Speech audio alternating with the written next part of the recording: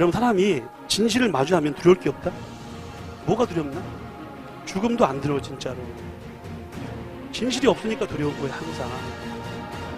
여러분의 진실이 뭐예요? 아프다는 거잖아요. 그걸 인정하시라고요. 제대로 아프시라고요. 근데 계속 피하잖아요. 그러니까 계속 어중간하게 아픈 거예요. 그게 쌓이면 뭐가 된다고요? 한이 맺히는 거예요, 그때부터. 세계적으로 한국인의 위상을 빛내고 있는 그 BTS가 있습니다. BTS가 최근에 공보를 냈죠. 다시 말해서 다시 나올 그 신보가 새로운 그 앨범이 세 가지 책에 의해서 영향을 받았다. 그래서 데미안이라는 책이 있고, 헤르만 헤세의 책이죠. 그 다음에 에릭 프롬, 사회심리학자이면서 신프로이드 학파인 에릭 프롬의 사랑의 기술. 그리고 세 번째로 소개한 책이 바로 머레이 스타인의 융의 그 영혼의 지도라는 책입니다. 인터넷에 최근에 이 책에 대한 소개가 되어 있더라고요.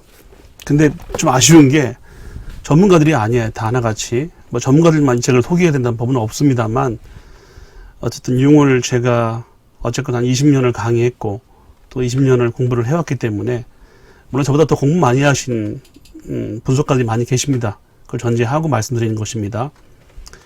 어쨌거나 그래서 제가 이 책에서 이제 그 융의 개념 중에서 페르소나라는 개념이 있습니다. 영어로 P-E-R-S-O-N-A, 페르소나. 거기다가 L-I-T-Y를 붙이면 퍼스널리티가 되는 겁니다. 인격 혹은 성격이라고 표현을 하죠.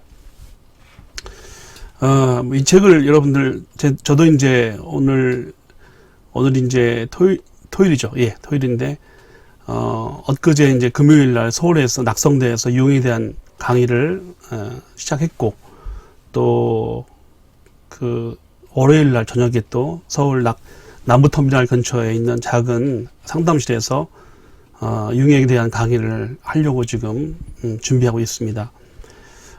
이번 기회로 좀 융에 대한 소개가 많이 돼서 저 같은 사람이 좀 많이 좀 융에 대해서 좀 강의를 좀 할 수 있는 기회가 많았으면 좋겠습니다.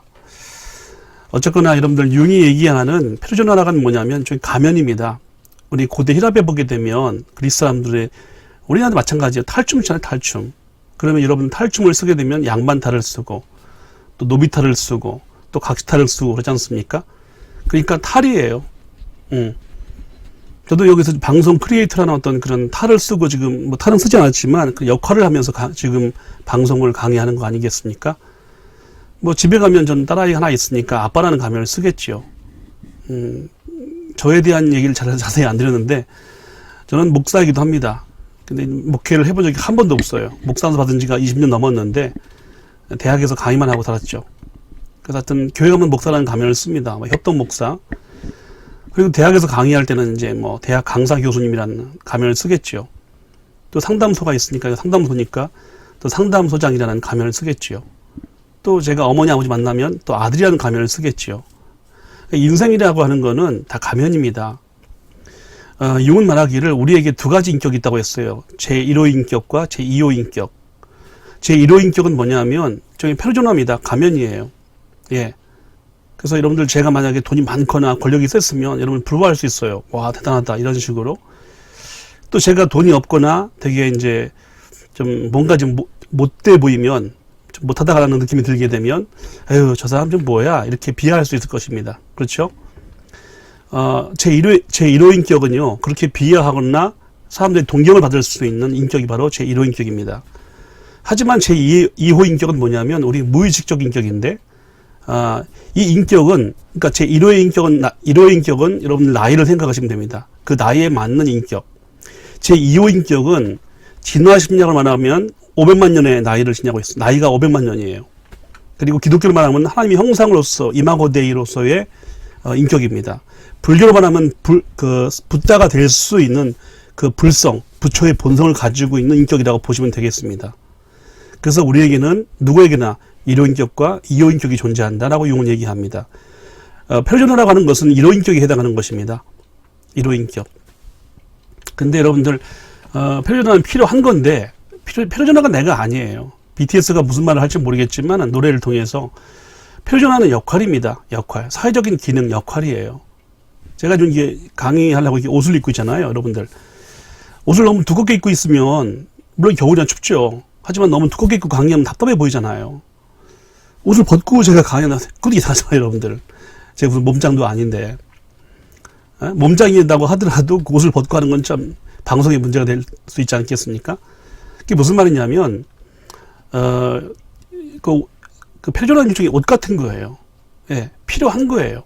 필요한 건데, 그 표준화와 나를 동일시를 하면 안 돼요. 이 역할이에요. 이 가면은 뭡니까? 떼었다 붙였다 할 수 있었잖아요. 가면이 얼굴 들러붙으면 문제가 되잖아요, 여러분들. 제가 만약에 뭐 대학 강사다. 근데 뭐 어느 날 그걸 다 그만둘 수 있어요. 그리고 뭐 목사님만 할 수 있겠죠. 아니면 목사를 그만하지 않고 평생 강의만 할 수 있겠죠. 또 아니면 또 장사를 할 수 있겠죠. 그건 사람은 몰라요, 무슨 일을 할지 앞으로. 그게 무슨 말이냐면 그 역할입니다. 그 역할이 내가 아니에요. 나는 잠시 이 순간 그 역할을 감당할 뿐이죠. 그게 표준화입니다. 근데 열등감이 많은 사람들 특징이 뭐냐? 표준화와 나를 너무 동일시를 해요. 그래서 국회의원 중에서 그런 분이 있잖아요. 이렇게 명함 받으면은요, 명함에 이렇게 써 있어요. 전직 국회의원 아무개. 저도 한번 받아본 적이 있어요. 그 형들, 아니, 현직 국회의원도 아니고 전직 국회의원. 이게 뭐 하는 겁니까, 이게? 웃기잖아요, 여러분들, 그게. 그게 뭐냐면 바로 표준화를 못 벗는 거예요. 그러니까 표준화는 벗었다 떼었다 할 수 있어야 돼요. 그러니까 중요한 건 내적 인격입니다. 외적 인격이 아니라 내적 인격이에요. 외적 인격도 중요합니다. 남들이 이렇게 보이니까, 뭐 내가 법관이다, 의사다, 뭐 이렇게 남들이 보일 수 있는 직업이 있지 않습니까? 근데 그런 건 좋은데 그게 내가 아니라는 거예요. 그래서 융의 말로 한다면은 인생이라는 것은, 융 당시는 이제 평균명이 짧았으니까, 한 70년 됐습니까? 그러니까 융은 35세를 기준으로 해서 출생할 때부터 35세까지를 인생의 오전, 즉 전반기라고 했고요. 요즘 말로만 40까지는 할 거예요. 수명이 늘어났으니까. 그리고 한 35세 혹은 지금 말로 한다면 40 이후에는 인생의 오후라고 말합니다. 그러니까 인생의 오전의 문법과 오후가 달라요. 인생의 오전에 중요한 건 표준화입니다. 남들에게 뭔가 보일 수 있는 명함을 제시할 수 있어야 돼요. 번듯한 명함, 금박한 명함. 내가 이만큼 잘났다, 잘 나간다. 그래서 돈도 많이 벌고, 좋은 아파트 집 사고, 좋은 차 사고, 돈 많으니까 좋은 배우자도 얻고, 아이들 낳으면 좋은 교육 시키고, 뭐 승승장구, 승진하고, 돈 많이 벌고, 주식 올라가고, 아마 그런 거 바라겠지요. 예, 인생의 오전의 문법은 그게 필요하다는 거 인정합니다. 근데, 인생의 오후에도 그런 것에 집착하게 되면 그 사람은 반드시 병 걸립니다. 그 병이 뭐냐? 융에 의하면 그게 히스테리아, 노이로즈라고 하는 신경증입니다. 신경증은 뇌신경에 문제가 있는 게 아니에요. 프로이드에 의하면 억압에서 근거한 게 신경증입니다. 어릴 적에 유년기 시절에 남자이니까 엄마와의 관계에서의 그 오이디푸스 컴플렉스, 엄마를 좋아하고 아빠에 대한 증오를 느끼는 그런 감정들이 미해결되었을 때, 그것이 많았을 때 컴플렉스가 되고, 그 컴플렉스가 우리 무의식에 들어있게 되면 계속적인 그 부부관계라든지 많은 문제를 일으키지 않습니까? 하지만 여러분들, 그 프로이드는 그렇게 봤지만 융은 그렇게 보지 않았어요. 융은 신경증을 그런 것이 아니라고 본 거예요. 프로이드 말도 생긴 게 아니지만 그만 신경증이 아니라 너무 지나치게 우리 의식과 자아를 한쪽으로 치우친 거예요. 그걸 의식의 일방성이라고 표현합니다. 의식의 일방성. 제가 지금 앞에 보고 있죠, 여러분들. 카메라 보고 있는데 좀 뒤를 못 봐요, 지금 현재 저는. 물론 여기 카메라를 통해서 뒤를 보지만은 뒤에 뭐가 있는지 잘 모르겠어요. 지금 앞에를 집중하고 있으니까. 그러니까 앞에 보면 뒤를 모르는 거예요. 옆을 보면 여기가 또 안 보이겠죠.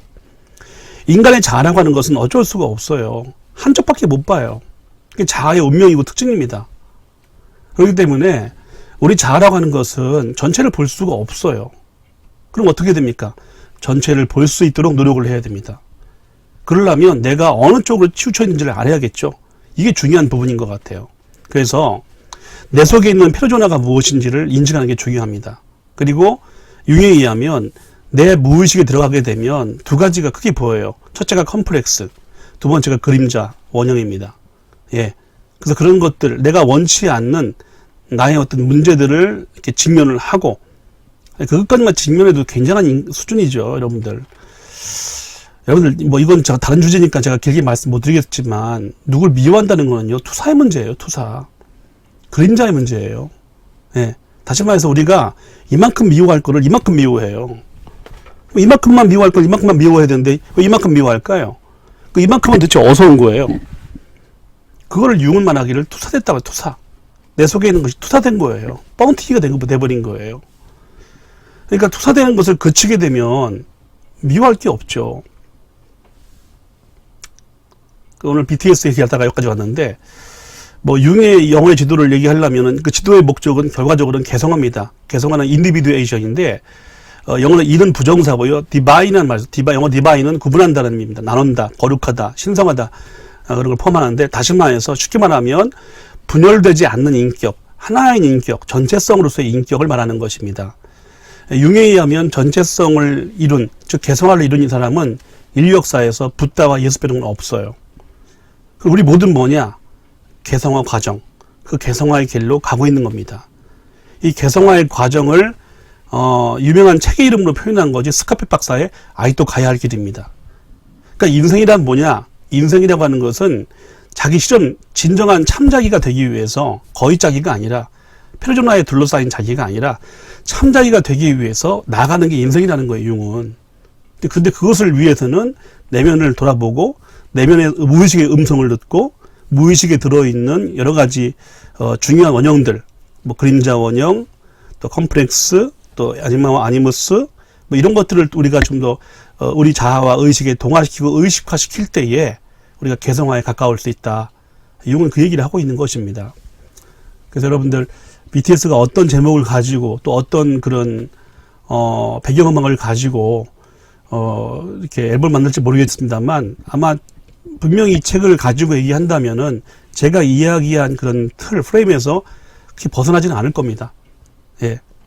그래서 여러분들, 우리 모두가 다 페르소나가 있습니다. 그리고 젊을 때는요, 40 전에는요, 페르소나가 중요해요. 벗어던질 수가 없어요. 예. 남들보다 1등하고 잘 나가려고 하는 속성을 버릴 수가 없다니까.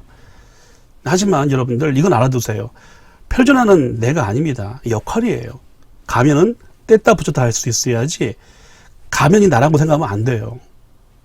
그러니까 여러분들이 지금 추구하고 있는 게 뭐 1등, 최고, 멋진 몸짱, 뭐 미녀, 미남, 뭐 우수한 것, 칭찬받는 것, 인정받는 것 중요하겠지요. 근데 40이 넘으면은요, 외부의 인정을 받으면 안 돼요. 그게 별로 중요한 게 아니야. 예. 여러분, 제가 이거 방송할 때 이거 돈 안 나와요. 제가 뭐 구독해달라고 말씀도 잘 안 드리죠.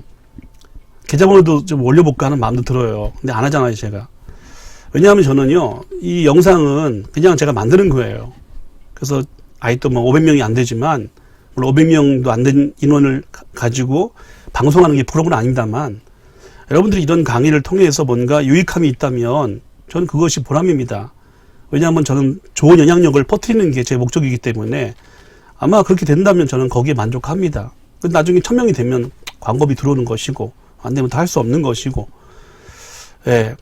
돈이 중요하지만 돈을 제 인생에 우선 삼고 싶지 않으니까, 예. 제가 배가 불러서 그럴까요? 그럴 수 있겠습니다만, 여러분들, 정말로 이제 내면의 인정을 받으셔야 돼. 제가, 셀리 터클이라는 유명한 낙강주의자 그 교수님이 하신 말씀을 끝으로 오늘 제 얘기를 마치겠습니다.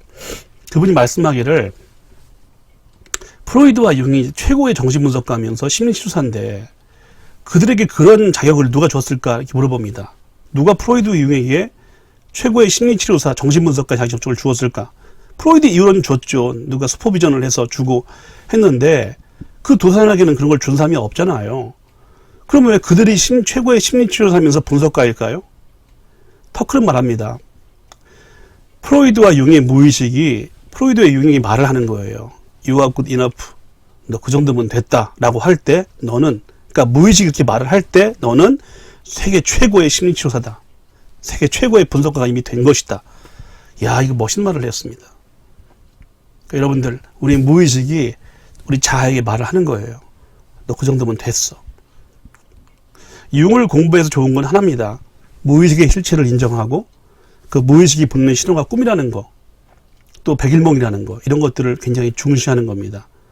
그래서 꿈을 갖다가 무조건 나쁜 꿈이라고 하더라도 무시하는 것이 아니라 메모하고 적고 그걸 생각을 하고 또 이것이 왜 내게 왔을까를 의미하고 왜냐면 꿈을 만든 것도 결국은 나거든요, 결과적으로. 꿈에 등장한 인물, 나예요, 다. 나의 측면입니다. 예? 꿈에 똥이 나왔다. 그 똥이 정말 똥이겠어요? 더러운 똥? 아니죠. 똥으로 상징된 무엇이겠죠. 다 상징이잖아요. 그래서 여러분들, 그 무의식의 소리를, 그 리슨, 경청하고 귀를 기울이는 자세가 굉장히 중요합니다. 그렇게 될 때 우리가 너무 겉사람으로만 사는 것이 아니라 속사람으로 사는 겁니다. 그 속사람으로 사는 방법을 알려주는 책이 머리 스테이너의 이 책입니다. 이 저자는 살아있습니다. 지금 살아있는데 80이 넘으셨고 살아있는데 조금 책이 이렇게 쉽지는 않습니다. 제가 보기엔 좀 제가 시간이 된다면 이런 책들을 다시 제가 읽고 좀 릴라이팅이라고 하죠. 좀 쉽게 풀어서 쓸 수 있는 책을 더 썼으면 좋겠습니다. 이런 책들을 그럼 읽는 분이 더 쉽게 읽을 수 있는데 책이 조금 재미도 있는 부분도 있지만 조금 초보자가 읽기는 어려운 면이 좀 있습니다. 하지만은 이 책에서 말하는 그 표준화의 그 내용이 대략 그렇다는 점을 말씀드리면서 오늘 여러분께 말씀을 드렸습니다.